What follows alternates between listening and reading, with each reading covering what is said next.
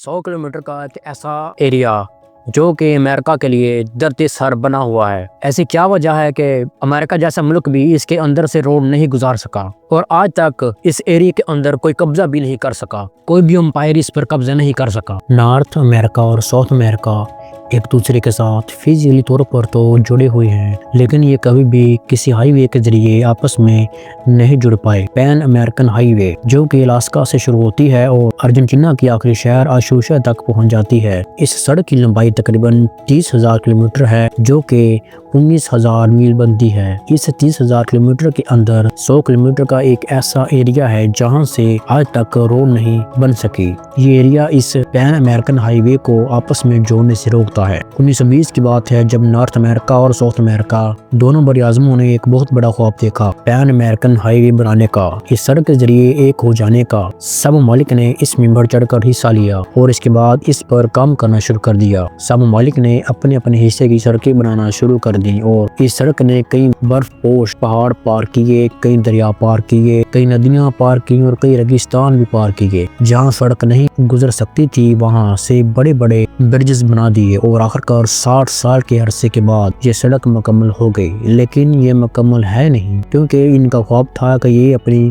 گاڑی الاسکا سے ارجنٹینا تک بغیر رکاوٹ کے جائیں گے، لیکن یہ سڑک الاسکا سے شروع ہوتی ہے اور ناما کے شہر وویزا تک آ کر رک جاتی ہے اور اس کے بعد یہ شروع ہوتی ہے تقریباً 100 کلومیٹر کا ایریا چھوڑ کر کولمبیا کے شہر ٹربو سے دوبارہ شروع ہوتی ہے اور ارجنٹینا کے آخری شہر اشوشا تک پہنچ جاتی ہے جو کہ دنیا کا سب سے جنوبی شہر بھی سمجھا جاتا ہے کیونکہ یہ دنیا کے سب سے جنوب میں واقع ہے، اس لیے اسے دنیا کا جنوبی شہر کہا جاتا ہے۔ ناظرین، یہ جو 100 کلومیٹر کا ایریا ہے اسے ڈارین گیپ کہتی ہیں۔ اس ڈارین گیپ کو آج تک کوئی بھی امپائر اپنی کالونی بھی نہیں بنا سکا۔ ناظرین، سن 1658 میں اسکاٹ لینڈ نے ایک منصوبہ شروع کیا جسے ڈارین اسکیم بھی کہا جاتا ہے۔ اسکاٹ لینڈ کے لوگ چاہتے تھے کہ وہ ڈارین ریجن جو کہ آج کے پاناما اور کولمبیا کے درمیان واقع ہے اس میں ایک تجارتی کالونی قائم کریں گے۔ انہوں نے اس جگہ کا نام نیو کیلیڈونیا رکھا۔ ان کا مقصد تھا کہ وہاں سے وہ بحر اوقیانوس اور بحر الکاہل کے درمیان تجارت پر قبضہ کر سکیں گے۔ یہ علاقہ بہت دلدلی تھا اور خطرناک تھا۔ وہاں کے موسم، بیماریاں اور ملیریا، بخار وغیرہ نے زیادہ تر لوگوں کو مار دیا۔ ہسپانوی فوج نے ان پر حملہ کیا کیونکہ یہ علاقہ اسپین کے قبضے میں تھا۔ زیادہ تر لوگ مر گئے اور صرف چند لوگ زندہ واپس اسکاٹ لینڈ پہنچ گئے۔ یہ منصوبہ بری طرح ناکام ہو گیا۔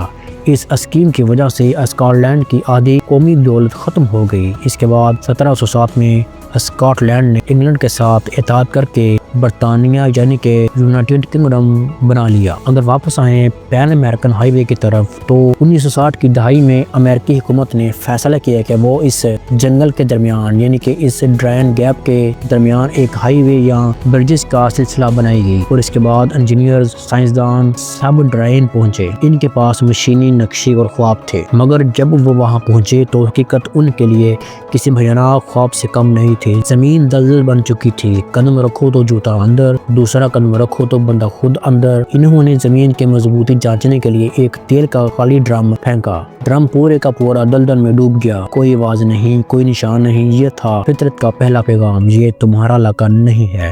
ناظرین، یہاں سینکڑوں چھوٹے نالے اور دریا راستے میں تھے۔ بارشیں ہوتے ہی زمین دریا بن جاتی، جو نقشہ صبح بنتا وہ شام تک بہہ جاتا۔ اور اس کے بعد تیسرا مسئلہ تھا جنگل کی زندگی، زہریلے سانپ، مگرمچھ، ملیریا اور کیڑے جو کپڑوں کے اندر گھس جاتے۔ انجینئرز کو بار بار پیچھے ہٹنا پڑا، پھر بھی انہوں نے ہار نہ مانی اور برجز کا نقشہ بنا لیا۔ زمین کے سروے کیے اور اندازہ لگایا کہ کم سے کم 60 سے 80 برجز بنیں گے تاکہ ایک طرف سے دوسری طرف سڑک گزر سکے، مگر دلدل اتنی گہری تھی کہ برج کی بنیاد زمین تک پہنچ ہی نہیں سکتی تھی، ہر ستون اندر دھس جاتا۔ آخرکار جب حساب لگایا گیا تو خراجات اربوں ڈالر سے بھی اوپر نکل گئے اور سڑک بن بھی جاتی تو بارشیں، سیلاب اور زمین کی نرمی سے ہر سال دوبارہ تعمیر کرنی پڑتی۔ پھر ماحولیاتی ماہرین نے خبردار کیا کہ اگر یہاں سڑک بنی تو ہزاروں نایاب پودے اور جانور ختم ہو جائیں گے، مقامی قبائل کی زندگی اجڑ جائے گی۔ اور یوں 1977 میں امریکہ نے یہ منصوبہ ختم کر دیا۔ ڈارین گیپ ہائی وے پروجیکٹ نقشے لپیٹ دیے گئے، برج کبھی نہیں بن سکا۔ آج بھی یہ علاقہ ویسے ہی ہے، خطرناک، گھنا اور دلدل سے بھرا۔ آج بھی اس علاقے کے اندر سے، اس ڈارین گیپ کے اندر سے ہزاروں لوگ پیدل گزرتے ہیں امریکہ جانے کے لیے، اپنی زندگی بہتر گزارنے کے لیے، اپنی آنے والی نسلوں کے لیے، لیکن ان سب کے ساتھ وہی ہوتا ہے جو اس تیل کے ڈرم کے ساتھ ہوا تھا، اور ان کے ساتھ وہی ہوتا ہے جو اسکاٹ لینڈ کے لوگوں کے ساتھ ہوا تھا۔ ان کے خواب دلدل میں ڈوب جاتے ہیں ہمیشہ ہمیشہ کے لیے۔